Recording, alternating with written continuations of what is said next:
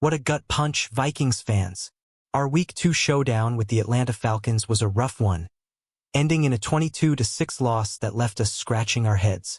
The offense looked like it was stuck in quicksand, managing just 6 points and struggling to find any rhythm. J.J. McCarthy, our young QB, faced relentless pressure, and the absence of key players exposed some serious cracks in the lineup. What do you think went wrong here? Drop your thoughts in the comments. The Falcons' defense was a nightmare for us, sacking McCarthy 6 times and forcing 3 turnovers, 2 interceptions and a fumble. According to NFL Next Gen stats, Atlanta generated pressure on 53.3% of dropbacks, the highest rate for them since 2018. This wasn't just a bad day. It was a wake-up call. With injuries piling up, can the Vikings regroup and find their spark against the Bengals in Week 3? Let's talk about the big picture. This loss stings, but it's early in the season, and there's time to bounce back. Kevin O'Connell's play calling took some heat, but with a battered offensive line and a young QB, it's tough to execute. The question is, can we tighten up and get back to the explosive play we saw in Week 1? Stick with me as we dive deeper into the injuries, performances, and what's next for our Vikings.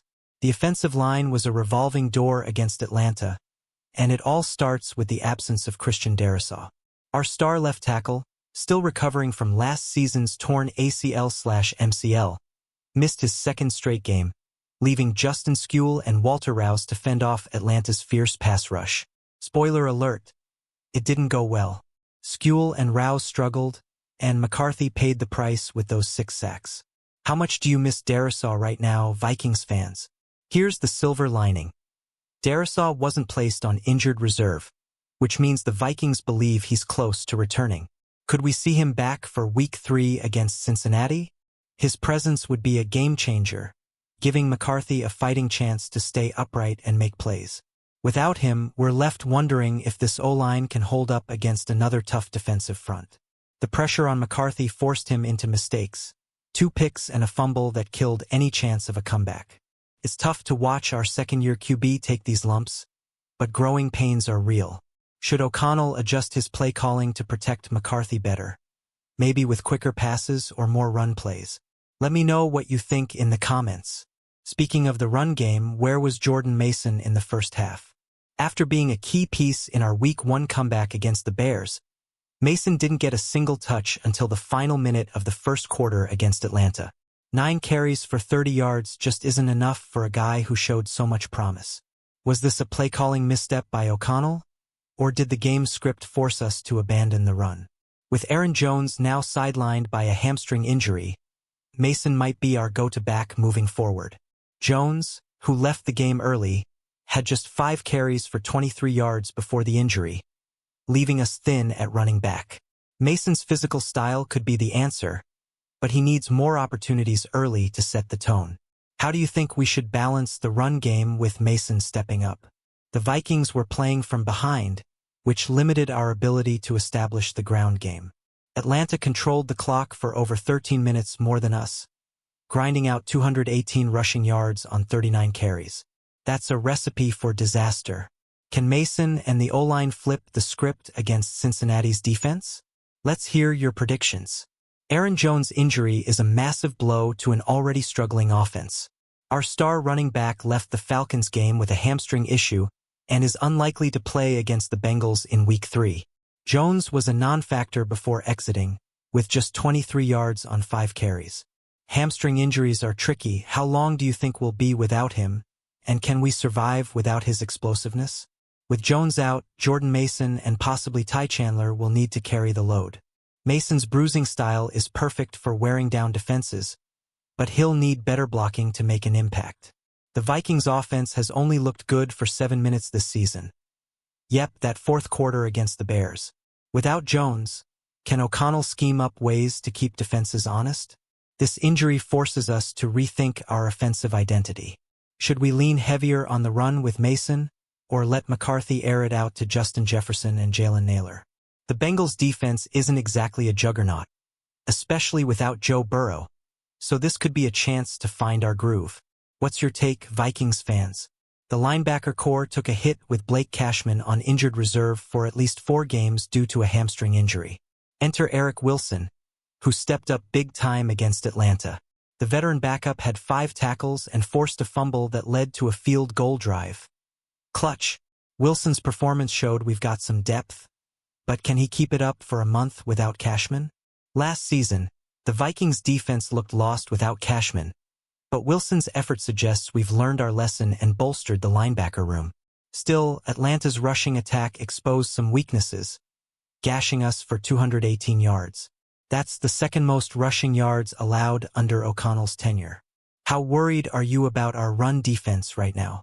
Wilson's punch-out on Drake London was a highlight, but the defense as a whole needs to tighten up. Facing Cincinnati's Chase Brown next, we'll need Wilson and company to step up again. Do you think our linebacker depth can hold the fort until Cashman returns? Drop your thoughts below. The defense got bullied on the ground by Atlanta's rushing attack, and it wasn't pretty. The Falcons ran for 218 yards on 39 carries, controlling the game and keeping our offense off the field. Bijan Robinson and company had their way, and it exposed some gaps in Brian Flores' usually stout defensive scheme. What adjustments do we need to make, Vikings fans? Despite the run defense struggles, there were bright spots. Eric Wilson's forced fumble was huge, and second-year outside linebacker Dallas Turner played a career-high 91% of snaps in his first NFL start. Turner's potential is exciting, but the defense needs to gel to stop teams from running all over us. Can Flores scheme up a fix for Week 3? The time of possession battle was a killer. Atlanta held the ball for over 13 minutes longer than us. That's a stat we can't afford to lose against Cincinnati, especially with their backup QB Jake Browning starting. How do we flip the script and get our defense off the field faster? Let's talk about it. J.J. McCarthy's rough night against Atlanta has some fans questioning his readiness. The second-year QB threw 2 interceptions, lost a fumble, and managed just 158 passing yards while getting sacked 6 times. It was a tough outing, no doubt, but is this just growing pains for a young QB, or something more concerning? What's your take, Vikings Nation? McCarthy showed flashes of brilliance in Week 1, leading a 21-point fourth-quarter comeback against the Bears. But against Atlanta, the pressure got to him and he made some rookie mistakes. O'Connell's play calling didn't help, with some questionable decisions like a play-action pass on 1st and goal that went nowhere. Should we be patient with McCarthy, or is it time to panic? The good news? McCarthy's not on IR, and O'Connell believes he'll be back soon after his ankle sprain. With Carson Wentz stepping in for Week 3, this could be a chance for McCarthy to reset and learn from the sideline. What do you want to see from JJ when he returns? Hit the comments. Breaking news alert. JJ McCarthy suffered an ankle sprain against Atlanta and is expected to miss 2 to 4 weeks, meaning Carson Wentz will start against the Bengals. This injury happened late in the third quarter when Falcons linebacker Caden Ellis tackled McCarthy from behind. It's a tough blow for our young QB, but is this an opportunity for Wentz to shine? What do you think of this development? Wentz, signed as McCarthy's backup on August 24th, now gets a chance to prove himself. He's got experience, but can he run O'Connell's offense effectively? The Bengals' defense isn't exactly lights out, so this could be a golden opportunity for Wentz to keep us in the win column. How confident are you in Wentz stepping up? McCarthy's expected to be back by Week 5 or 6, possibly against the Chargers. Until then, we'll need Wentz to hold it down and keep our playoff hopes alive. With a tough schedule ahead, including Pittsburgh and Cleveland, can we stay afloat without JJ? Let's hear your predictions, Vikings fans. Carson Wentz, welcome to the spotlight. With McCarthy sidelined, our former Eagles and Commanders QB gets a shot to lead the Vikings against Cincinnati. Wentz hasn't started a game since 2022, but he's got the arm and the experience. Can he channel his 2017 MVP caliber form and give us a spark? What are your expectations for Wentz? O'Connell's offense relies on precision and timing, and Wentz will have weapons like Justin Jefferson and Jalen Nailor to work with. The Bengals are also starting their backup, Jake Browning, due to Joe Burrow's toe injury, so this could be a winnable game. How do we maximize Wentz's strengths to exploit Cincinnati's weaknesses? The key will be protecting Wentz better than we did McCarthy. With Ryan Kelly and Justin Skule in concussion protocol, and Darrisaw's return still uncertain, the O-line is a big question mark. Can Wentz handle the pressure and get us back on track? Drop your thoughts in the comments. The offensive line injuries are piling up, and it's starting to feel like a crisis. Center Ryan Kelly and tackle Justin Skule both entered concussion protocol after the Falcons game, joining Darrisaw on the sidelines. Kelly's absence led to shaky snap exchanges, and Skule's struggles left McCarthy exposed. How worried are you about our O-line depth, Vikings fans? Rookie Michael Juergens stepped in for Kelly, but he's untested and struggled to anchor against Atlanta's pass rush. If Darrisaw can't return and Kelly and Skule remain out, we might see Blake Brandel at left tackle. That's a lot of moving parts for an offense already struggling to find its rhythm. Can this patchwork line hold up? O'Connell emphasized effort penalties, like a holding call on Walter Rouse, are forgivable, but mental mistakes like Brian O'Neill's missed block on a strip sack can't happen. Facing Cincinnati's Trey Hendrickson next, we need the O-line to step up. What adjustments should we make to protect Wentz? Let's hear your ideas. Harrison Smith's absence is another blow to an already thin defense. Our veteran safety missed both Week 1 and Week 2 due to a personal health issue but is reportedly close to returning. Without Smith, the secondary struggled, and Atlanta's rushing attack took advantage. How much does his leadership mean to this defense?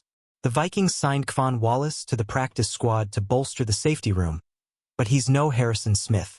Smith was listed as questionable for the Falcons game, and there's hope he could be back for Week 3. His return would be huge for Brian Flores' scheme, especially against a Bengals team that loves to stretch the field. Smith's veteran presence could help shore up the run defense, which got embarrassed by Atlanta's 218 yards. If he's back, do you think he can help turn things around? Or are our defensive woes deeper than one player can fix? Share your thoughts, Vikings Nation. Jordan Addison's absence has been felt, and we're still waiting for his return.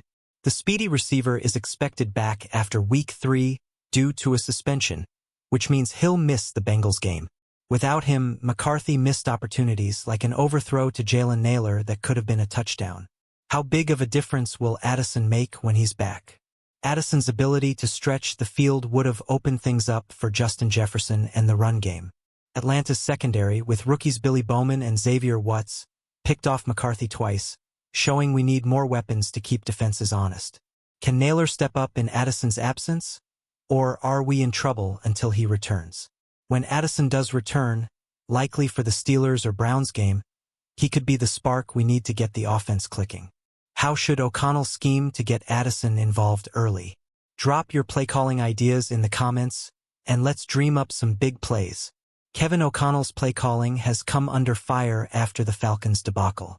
A first-and-goal play-action pass that failed to connect with Jefferson was a head-scratcher, and the lack of early touches for Jordan Mason raised eyebrows. Is O'Connell pressing too hard with a young QB? Or is this just a bad game? What's your take, Vikings fans? O'Connell's offense thrives on balance, but Atlanta's time of possession dominance forced us into a pass-heavy approach that didn't work. With only 7 minutes of good offensive play this season, the pressure's on O'Connell to adjust. Facing a Bengals team without Burrow, can he dial up a game plan that gets us back on track? The good news is O'Connell has a history of bouncing back. After a rough start in 2023, he led the Vikings to a strong finish. With Wentz under center and potential returns from Darrisaw and Smith, can O'Connell find the right calls to spark this offense? Let's hear your suggestions.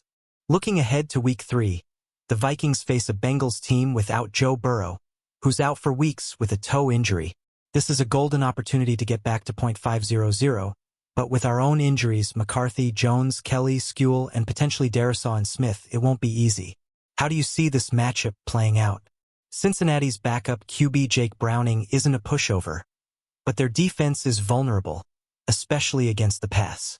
If Wentz can get the ball to Jefferson and Nailor early, we could exploit them. The key will be stopping Chase Brown's run game, which torched us last time we faced him. What's the game plan, Vikings fans? A win here could set us up nicely before a tough stretch against Pittsburgh and Cleveland in Europe. With the bye week in Week 6, we need to stack wins now. Can Wentz and the defense step up to get us back in the win column? Drop your score predictions below.